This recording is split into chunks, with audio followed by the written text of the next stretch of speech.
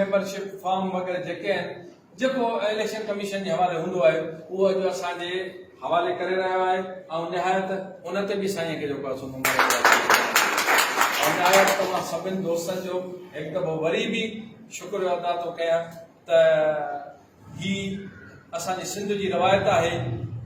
घर जे अंदरि ॿिनि भाइनि में बि नाराज़गियूं थी पवंदियूं आहिनि पर वॾी फराक जहिड़ी वॾो जिहाद सभ खां इहो आहे जॾहिं हिकिड़ी ॿिए ते कठा थी उहे सभु तलखियूं असांजो रोज़ानो विसारे करे ऐं पाण में भाइरनि वांगुरु भागो पाए ऐं अॻियां को हिकिड़ो गॾियल सफ़र जेको आहे असां जारी रखूं हिन ते वधण मूंखे ख़ुशी आहे ऐं सिंध जे उस्तादनि खे सिंध जो पेटियल हुजे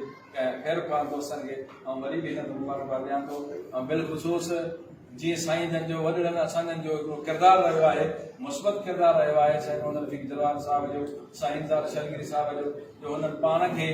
तकलीफ़ुनि में विझी करे पाण कसूं खाई बि करे पर तंज़ीम ख़ातिर सभिनी दोस्तनि खे हिकिड़े प्लेटफॉर्म ते इकठे करण जी कोशिशि कई आहे ऐं उन्हनि खे बि सलाम पेश कयां थो तव्हां सभिनी दोस्तनि जी हिकु दफ़ो महिरबानी ऐं निहायत ई बिलख़ुसूस इलेक्शन कमीशन महिरबानी मूंखे उमेदु आहे त इंशाअल्लाह साईं अब्दुल ख़ालिक हिकिड़ो तंज़ीम इमाम थी करे सिंध जे अंदरि पेटियल तंज़ीम जे अंदरि एज इलेक्शन कमीशन जो चेयरमैन माना सिंध जो हिकिड़ो तमामु वॾे उहिदे ते जेको आहे सिंध जे उस्तादनि हिन खे नाफ़िज़ करे विहारियो हुयो त सम्झां त पूरी सिंध जे उस्तादनि खे उहिदेदारनि खे चङे नमूने सां सुञाणे थो ऐं गुज़ारिश कंदुमि त पंहिंजी सलाहियतूं पंहिंजो हिकिड़ो किरदारु पेटियल जे अंदरि अहिड़ो वरी बि निमाया रखनि जो सिंध जे अंदरि जेकी दोस्त असांजा इदारा खां ॿार आहिनि त सम्झां त हुन में साईं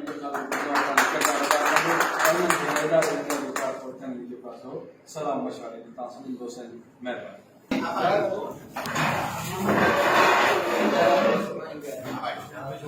आओ फिर तुम मत हाँ